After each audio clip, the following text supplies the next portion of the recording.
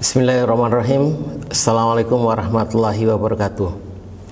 Perubahan zaman, apa dampak buat anak? Zaman berubah seperti apa sekarang ini? Zaman memang berubah.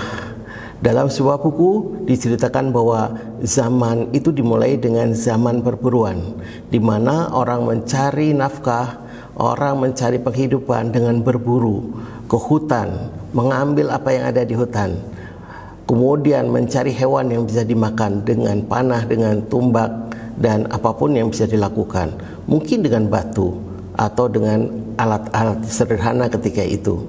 Itulah zaman perburuan. Orang yang badannya kekar, lari kencang, bisa berburu, itulah orang yang sukses. Zaman kemudian berubah menjadi zaman pertanian. Di zaman ini tuan-tuan tanah itulah orang-orang yang sukses. Mereka punya tanah yang banyak, memiliki budak yang banyak, mengerti tentang dunia pertanian. Mereka kemudian bertani, beternak. Mereka adalah orang-orang yang sukses di zaman pertanian. Zaman kemudian berubah lagi, yaitu zaman industri. Zaman industri itu dimulai dengan ditemukannya mesin uap.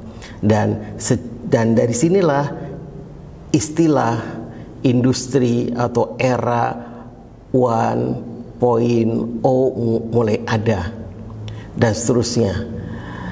Era industri itu dimulai dengan ditemukannya mesin uap di tahun 1776,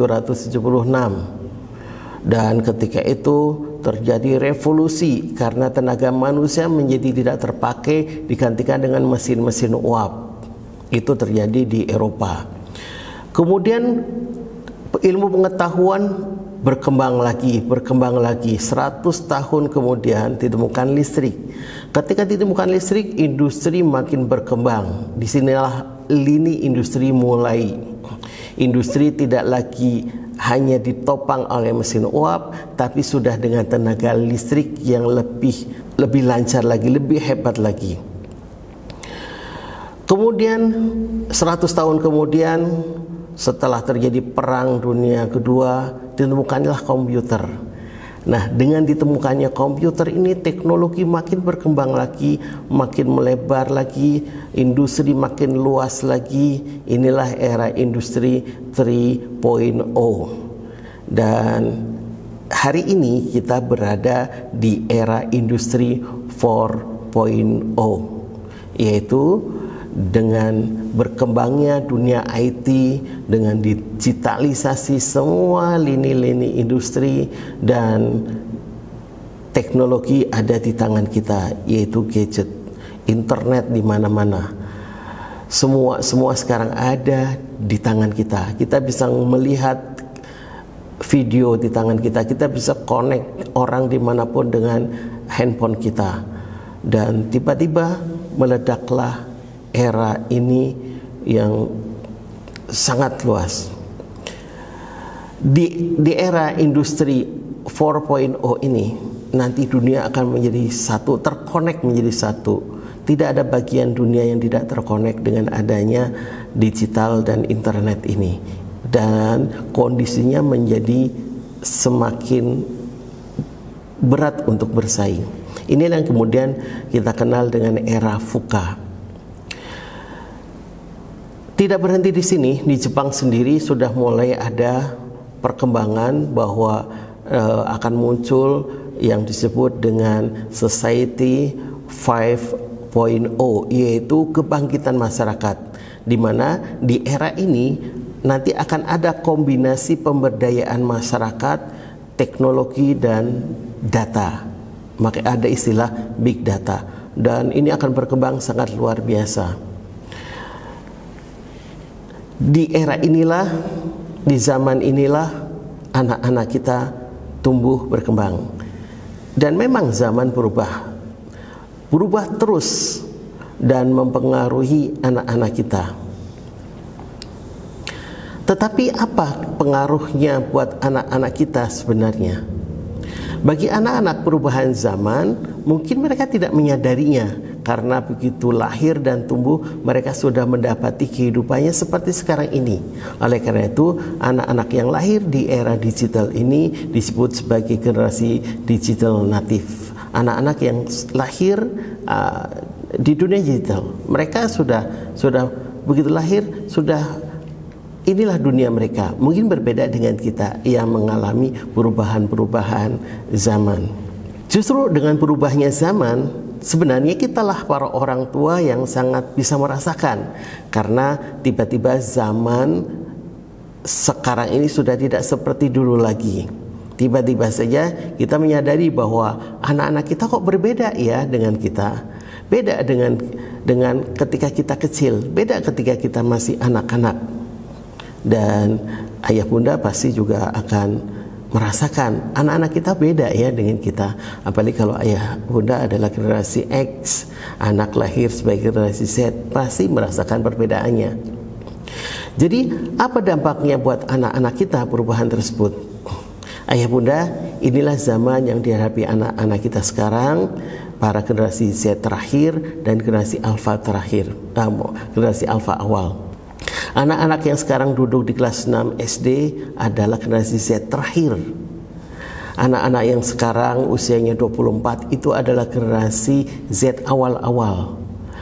Sedangkan anak kelas 5 SD itu adalah generasi Alpha awal, bukan generasi Z lagi. Mereka hidup di era sekarang, yaitu era yang disebut era 4.0, yang kondisinya disebut sebagai zaman VUCA. Dan dunia yang sekarang ini dunianya semakin mengglobal. Lalu apa itu VUCA, ayah bunda? VUCA itu adalah kepanjangan dari volatility, uncertainty, complexity, dan ambiguity, yaitu keadaan dunia yang berubah-ubah, yang perubahannya sangat cepat, tidak terduga, tanpa pola, tanpa tren, sehingga tidak bisa diprediksi. Berubahnya tidak pasti, tidak ada kepastian, berubah yang tidak bisa diprediksi, ya.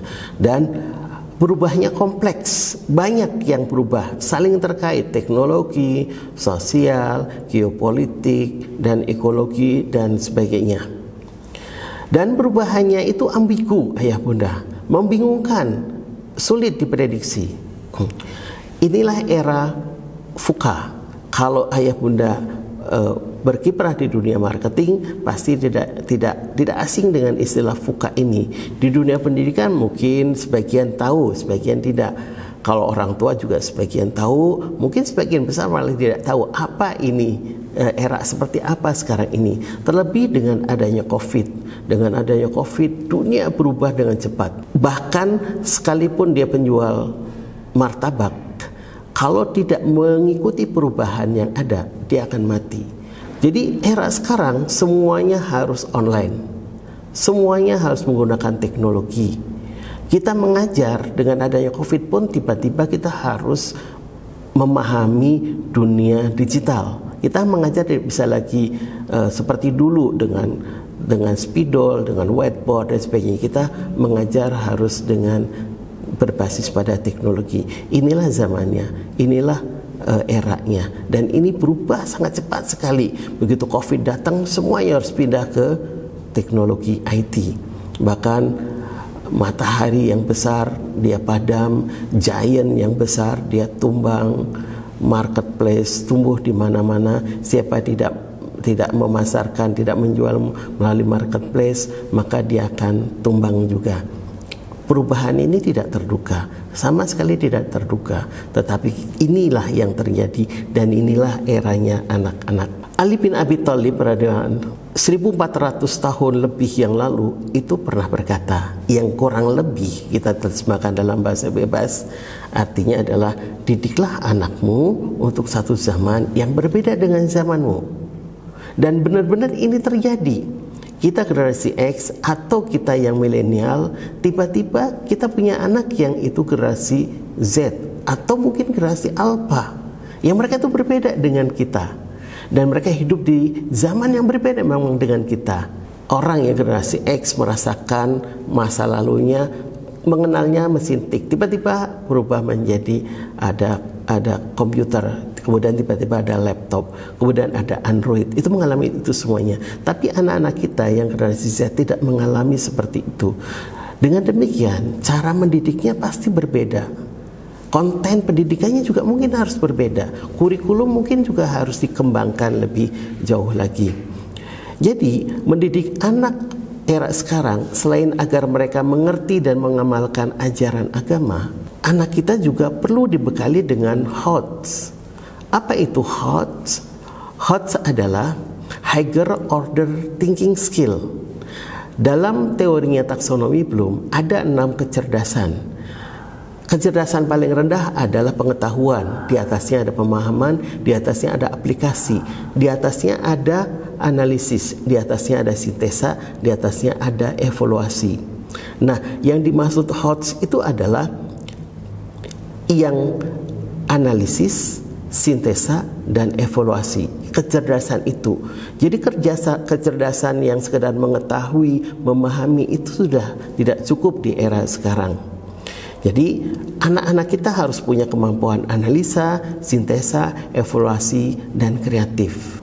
Itulah kenapa ayah bunda di SMP Al-Fatih Islamic Boarding School kami tidak sekedar mengejar akademik tinggi, tidak sekedar mendidik anak untuk hafal Quran, juga kami mendidik anak dengan kurikulum kepemimpinan, pemimpin dan kepemimpinan. Di kurikulum pemimpin dan kepemimpinan inilah anak dilatih untuk menganalisa, mensintesa, mengevaluasi, dan mereka dituntut untuk kreatif. 3 kurikulum ini yang ada di Al-Fatih dikemas menjadi satu, diharapkan menjadikan anak kita cerdas, soleh, dan mandiri. Assalamualaikum warahmatullahi wabarakatuh.